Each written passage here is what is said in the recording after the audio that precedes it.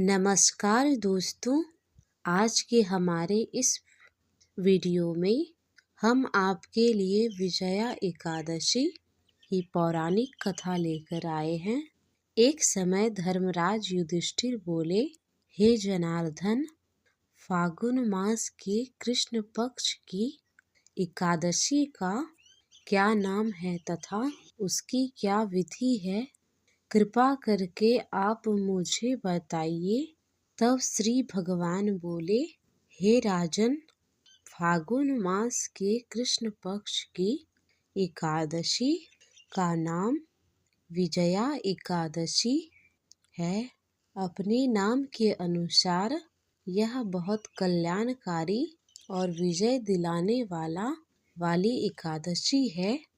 इस एकादशी की महत्वता को संसार तक पहुँचाने के लिए स्वयं भगवान श्री राम ने भी इस एकादशी का व्रत और पूजन किया था। इसके बाद से विजय और मोक्ष के लिए सांसारिक लोग इस एकादशी का व्रत करने लगे। यह सब व्रतों में उत्तम व्रत है। इस विजया एकादशी की महत्म की श्रवण व पाठन से समस्त पाप नाश को प्राप्त हो जाता है।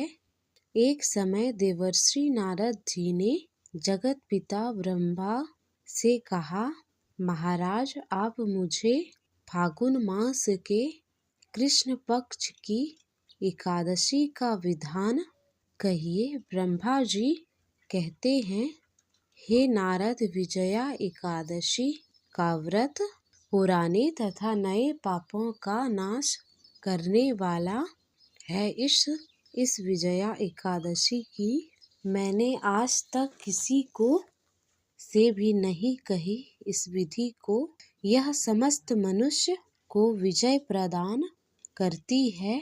त्रेता युग में मर्यादा पुरुषोत्तम श्री राम को जब 14 वर्षों का वनवास हो गया, तब श्री लक्ष्मण तथा सीता जी पंचवटी में निवास करने लगे।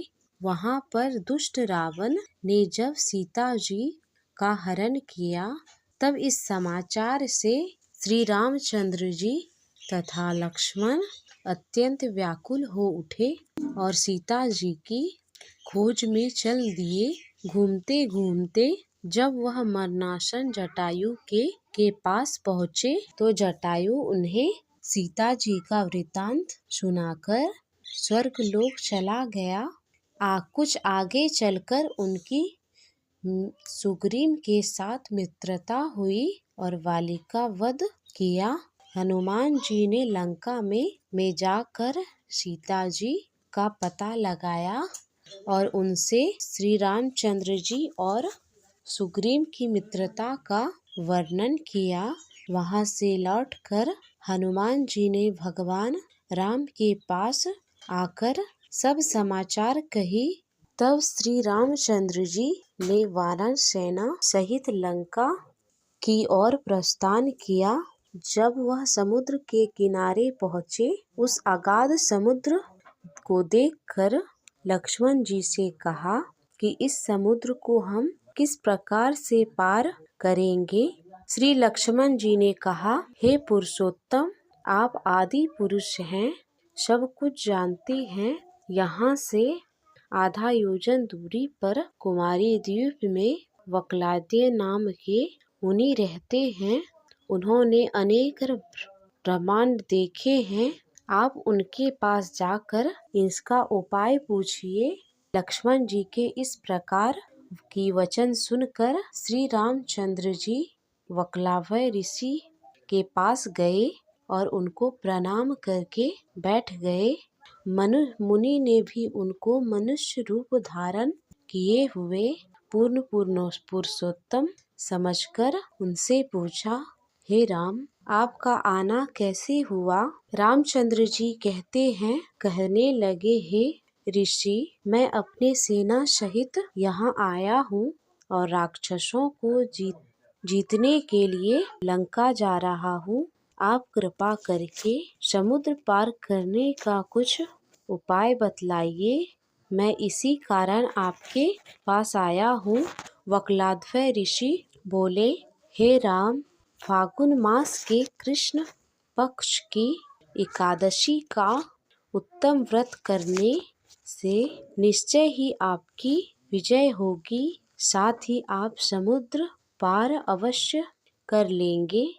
इस व्रत की विधि यह है कि दशमी के दिन स्वर्ण, चांदी, तांबा यह मिट्टी का एक घड़ा बनाए।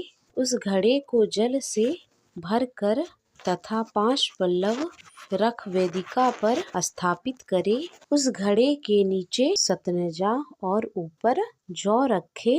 इस पर श्री नारायण भगवान की स्वर्ण की मूर्ति रखे। एकादशी के दिन स्नान आदि से निवृत्त होकर धूप, दीप, नैवेद्य, नारियल आदि से भगवान की पूजन करे।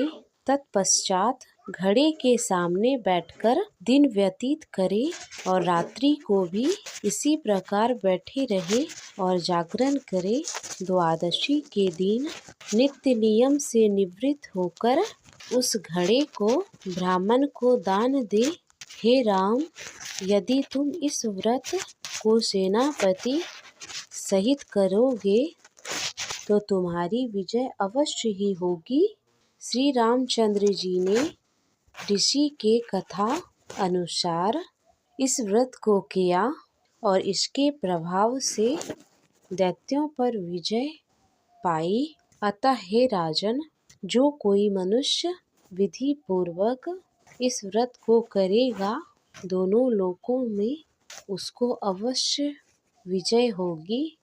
श्री ब्रह्मा जी ने नारद जी से कहा, हे पुत्र, जो कोई व्यक्ति इस व्रत के महात्म को पढ़ता या सुनाता है, उसको वाजपेय यज्ञ का फल प्राप्त होता है। जय श्री हरि विष्णु।